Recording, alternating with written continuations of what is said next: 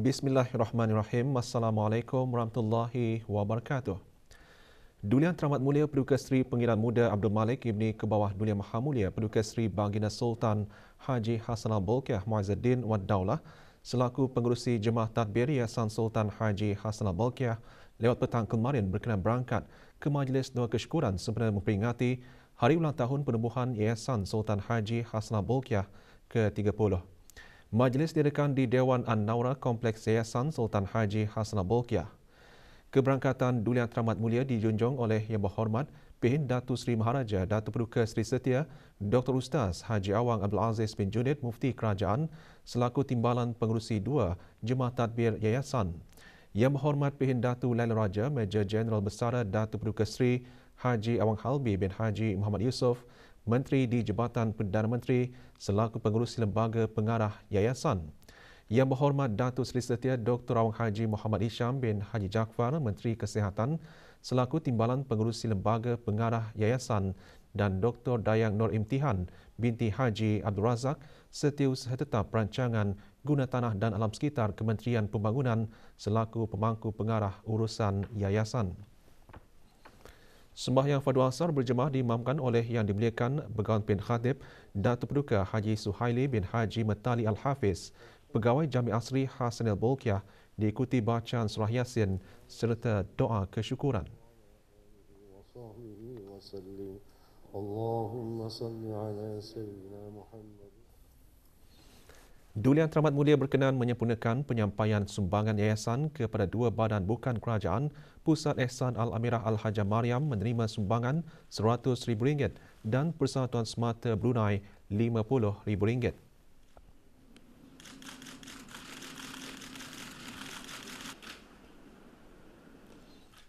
Sepanjang 30 tahun penubuhannya, yayasan melaksanakan pelbagai program, projek dan aktiviti untuk meningkatkan dan merangsang perkembangan sosioekonomi serta kesejahteraan rakyat dan penduduk negara Brunei Darussalam.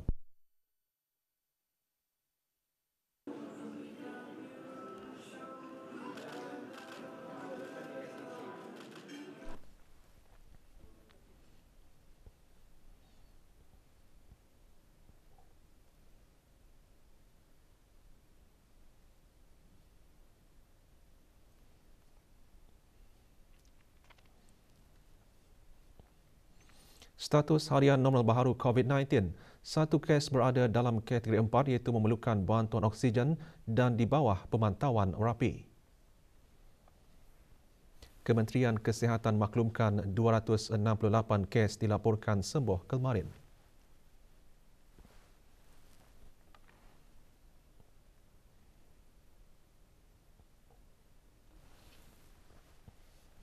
Jumlah keseluruhan pemberian 2 dos vaksin COVID-19 bagi kanak-kanak berumur 5 hingga 11 tahun 85.5%. Bagi remaja berumur 12 hingga 17 tahun yang mendapat 3 dos vaksin 61.5%. Dan liputan bagi rakyat dan penduduk negara ini yang mendapatkan 3 dos vaksin 78.5%.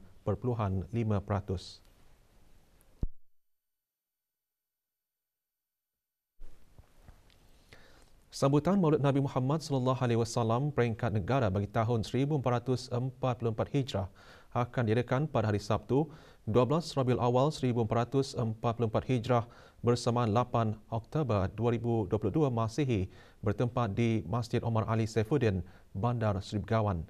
Tema bagi sambutan tersebut bersabar, berikhtiar, bertawakal dan berdoa menghadapi ujian meraih syafaat Rasulullah SAW. Pengisian acara di Masjid Omar Ali Saifuddin ialah persembahan dikir marhaban, ceramah khas serta bacaan selawat. Majlis sambutan tersebut juga akan diadakan serentak di daerah-daerah lain. Daerah Belait akan diadakan di Masjid Muhammad Jamalul Alam Kuala Belait. Daerah Tutong akan diadakan di Masjid Hassan Al-Bolkiah Pekan Tutong dan di daerah Temburong akan diadakan di Masjid Utama Muhammad Saleh Pekan Bangar, daerah Temburong.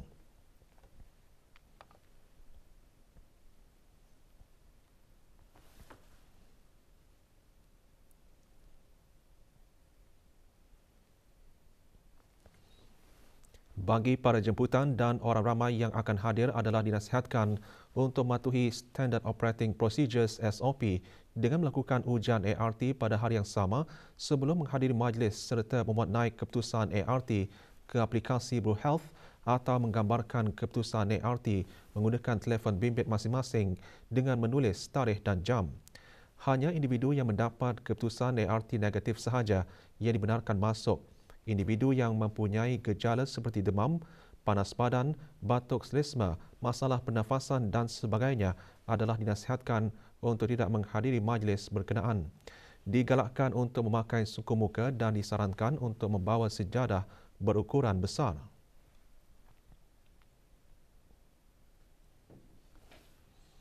Semua masjid, surau dan balai ibadat di seluruh negara terus bergema dengan dikir bagi memperingati kelahiran junjungan besar Nabi Muhammad SAW.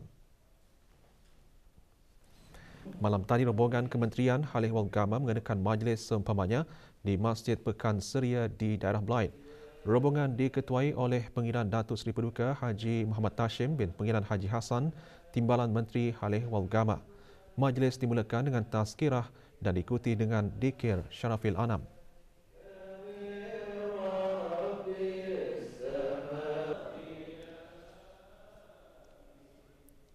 Rombongan Kementerian Halih Wal Dalam Negeri dan jabatan-jabatan di bawahnya juga mengadakan majlis yang sama di Masjid Pengiran Anak Haji Muhammad Alam, Kampung Sengkarai di daerah Tutong. Rombongan diketuai oleh Awang Abdul Walid bin Haji Matasan, Setiausaha Tetap Perbandaran dan Daerah Kementerian Hal Ehwal Dalam Negeri. Sementara itu, rombongan Kementerian Pendidikan melalui Institut Pendidikan Teknikal Brunei dan Jabatan Pengurusan Pendidik juga mengadakan majlis seumpamanya di Masjid Duli Raja Isteri Pengiran Anak Damit, Mukim Kilanas. Bacaan surah Al-Fatihah beramai-ramai dipimpin oleh Awang Aliuddin bin Haji Abdul Rahman, Timbalan Setiausaha Tetap Pendidikan Teras Kementerian Pendidikan. Juga diadakan penyerahan wakaf bagi masjid berkenaan.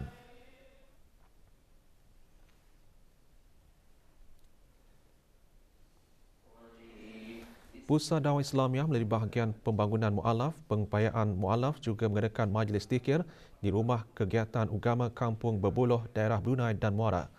Bacaan surah Al-Fatihah beramai-ramai dipimpin oleh Awang Haji Abdul Rajid bin Haji Muhammad Saleh, Pengarah Pusat Dakwah Islamiah. Majlis turut diisikan dengan tazkirah bertajuk Kelebihan Menjadi Umat Nabi Muhammad SAW.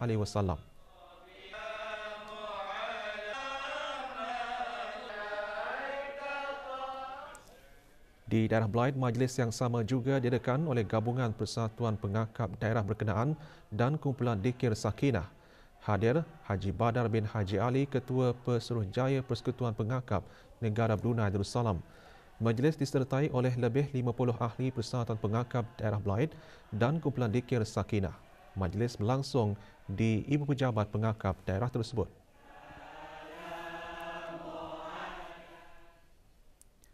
Para pelajar dan ahli akademik Universiti Islam Sultan Sharif Ali UNISA dan 209 buah universiti di Republik Turki bakal berpeluang meneroka kemajuan dan pendedahan menerusi penandatanganan Memorandum Persefahaman MOU.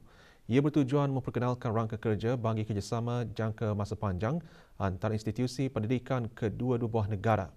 Kemarin diadakan majlis penandatanganan MOU tersebut.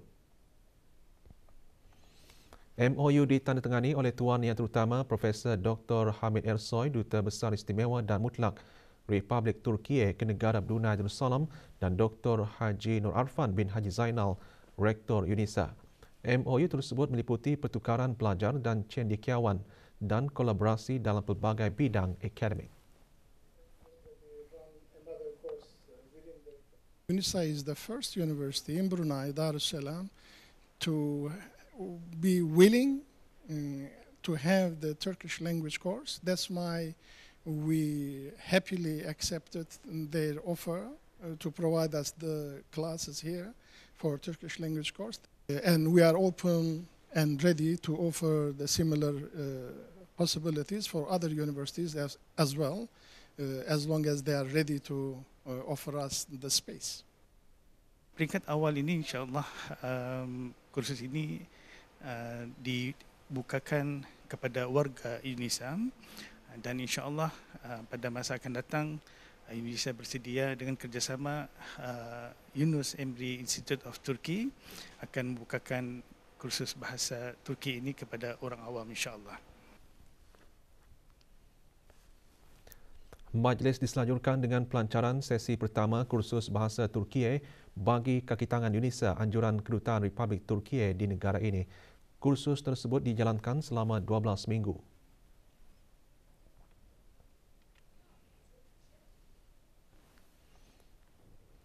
Program perkongsian maklumat bersama Kementerian Kewangan dan Ekonomi antara lain bertujuan untuk mengukuhkan hubungan antara agensi kerajaan.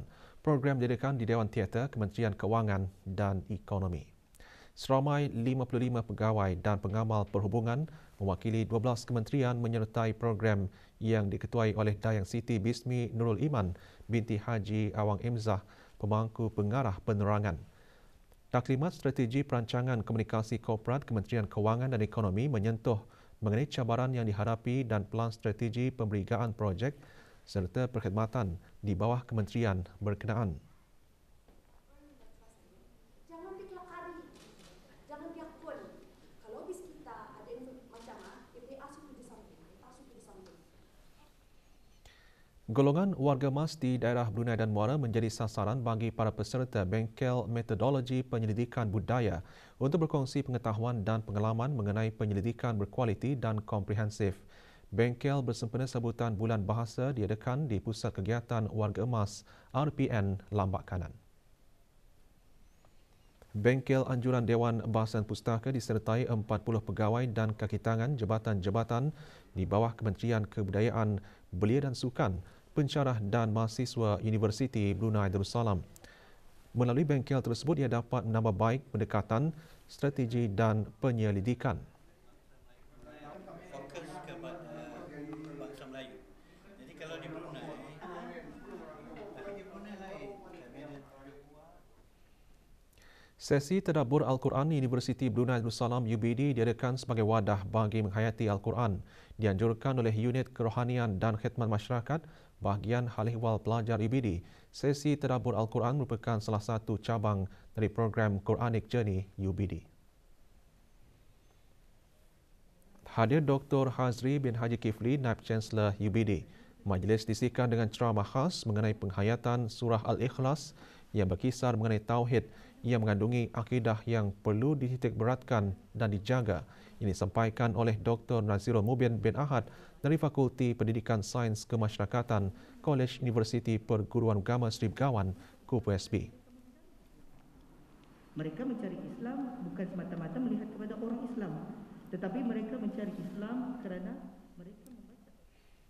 Musabakah menghafaz Al-Quran beserta pemahamannya peringkat kebangsaan 1444 Hijrah akan bermula pada bulan Januari 2023 dan dibukakan kepada warga negara dan penduduk tetap sahaja.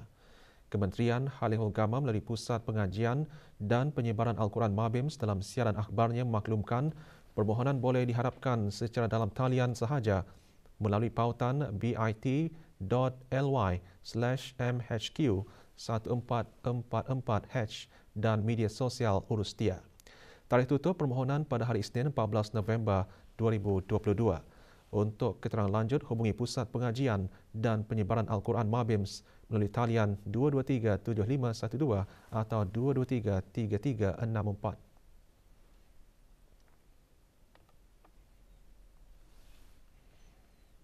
Produk berus Dry Body Brush jenama Manicare disahkan diperbuat daripada bulu haiwan khinzir. Kementerian Hal Ehwal Agama melalui Jabatan Hal Ehwal Syariah telah membuat pemeriksaan ke atas produk tersebut yang diragui statusnya setelah menerima aduan orang awam mengenai penjualannya secara terbuka di salah sebuah premis perniagaan di negara ini. Pengesahan status dibuat setelah syarikat pengeluar berus tersebut, McPherson's Consumer Products Proprietary Limited Australia dihubungi. Dalam pada itu, bagi menjaga kemaslahatan masyarakat Islam di negara ini, Jabatan Hal Ehwal Syariah telah pun mengerahkan pemilik premis untuk mengasingkan semua borus tersebut dengan serta-merta. Bagi syarikat dan premis perniagaan lain juga diseru untuk melakukan tindakan pengasingan dengan segera jika terdapat produk tersebut dijual di premis masing-masing. Para pemilik, pengurus, pengusaha, peniaga, pembekal dan pengimport juga diingatkan supaya lebih peka terhadap produk dan barang import yang akan dijual dengan memastikan produk halal tidak bercampur dengan yang tidak halal.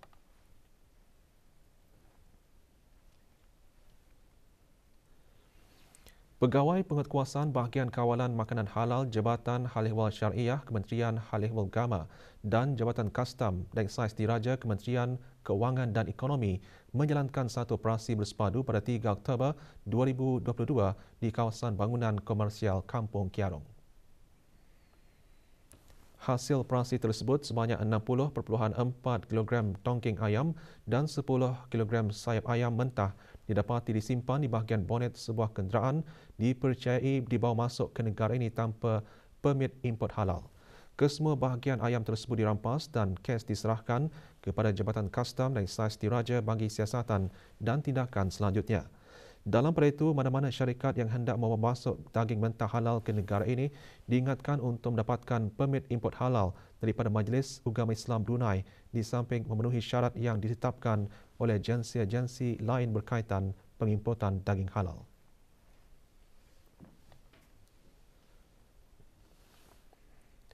Lima belas buah syarikat perniagaan makanan dan minuman tempatan dari program pembangunan Darussalam Enterprise Day menyertai pameran perdagangan makanan dan minuman terbesar yang berlangsung di Republik Singapura. Antara syarikat tersebut AI Yang Berjaya, Sabli Food Industries, Mori Enterprise dan Taurian Back Shop and Cafe yang menyertai pameran tersebut secara fizikal. Penyertaan DARE dalam pameran itu adalah sebahagian usaha berterusan pertubuhan berkenaan bagi mewujudkan satu ekosistem yang membantu memperkembangkan perniagaan di pelbagai peringkat.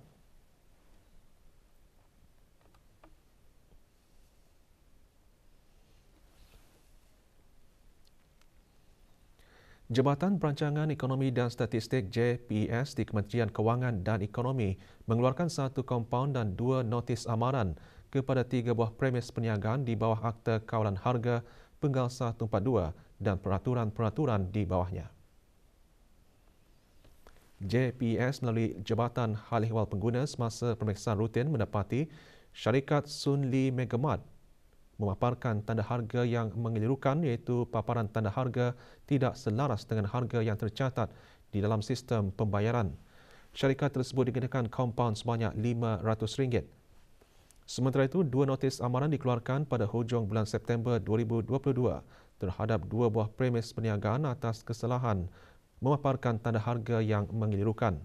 Setakat bulan lalu, sebanyak 63% aduan diterima melalui talian Darussalam 123, 11% dari aplikasi mudah alih pengguna bijak dan selebihnya diterima melalui email dan kaedah lain.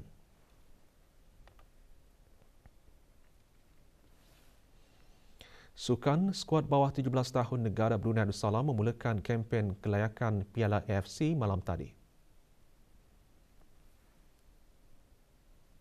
Dalam perlawanan pertama yang berlangsung di Stadium Jar, Uzbekistan, pasukan negara tewas 0-14 kepada Uzbekistan.